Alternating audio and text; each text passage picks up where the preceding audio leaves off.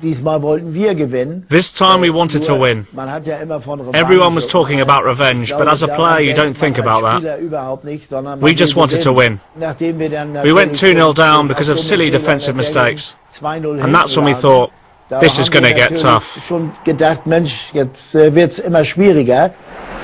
It took Der Kaiser to bring them back into it with a trademark run and shot. Then Uwe Seeler scored. And Müller scored in extra time to seal a 3-2 win. That's the worst I've ever felt, I think, at a football match.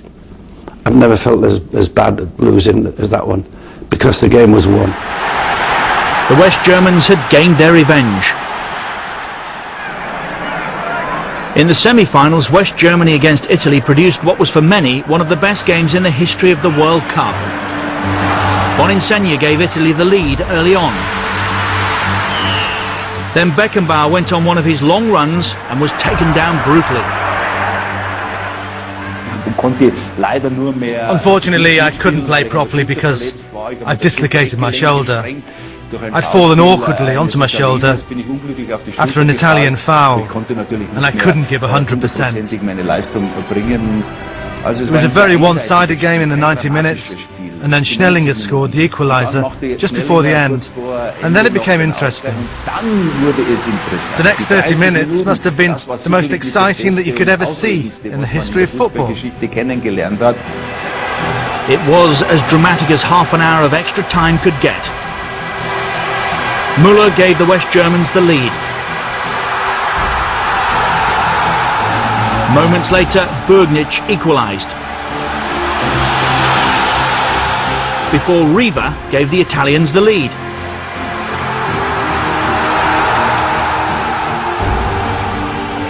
Then Müller drew the West Germans level, 3-3. But just 1 minute later there was heartbreak for the Germans as Rivera struck the decisive winning blow for Italy.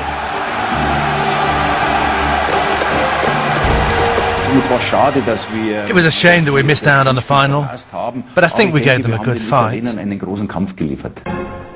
Soon after the World Cup of 1970, manager Helmut Schur named Franz Beckenbauer captain of the national team. And success under Beckenbauer wasn't long in coming. They reached the final of the 1972 European Championships in Belgium, where they faced the USSR. Müller scored twice in a 3-0 win, and Beckenbauer won his first trophy for West Germany.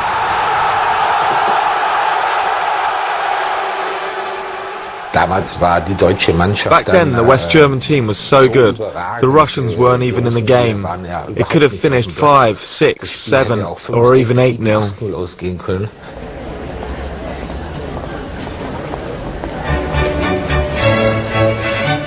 Back home, the country was in awe of Beckenbauer's talents. And Bayern Munich were doing well too under the leadership of Der Kaiser. In the 71-72 season, Bayern won the Bundesliga, starting a run of 3 consecutive titles, which set a new German record and gave Bayern Munich a special place in the history books of West German football. It was in the early 70s that the best times came for Bayern Munich, although we'd already been German champions once already, and we'd won the Cup and the Cup Winners' Cup. We were already very successful, but then we had the right experience to go on and to win more. Beckenbauer was earning a fearsome reputation, not only amongst his opponents, but his teammates too. I've never heard anyone criticise him in my whole life, both on the pitch or off it. Someone tried once. Charlie on Bosco tried to nutmeg him twice. And then he was in the hospital. Franz kicked him so hard that he had to go to hospital for his injuries. The World Cup of '74 was to be held in West Germany. However, due to a feud between the players and the West German Football Federation, the team almost never made it. Back in those days, I can remember there was a terrorist threat from the Baader-Meinhof gang. We were affected a lot by security measures, and the security was very tight. We had police around us all the time. We just weren't used to this. We needed our freedom. It didn't suit us. And it wasn't just the terrorist threat that put pressure on the unity within the West German squad. Then there was the financial situation, which took half a night of discussions to sort out. And at 5 in the morning, 80% of the players were ready to walk out because they couldn't agree. It must have been dawn when an agreement was reached, and the team decided to stay together. It would have been a disaster if the host country of a World Cup had been without their team. Finally, the games got underway, with the West Germans triumphing in their first 2 group matches, beating Chile and then Australia. They then faced a showdown with rivals East Germany.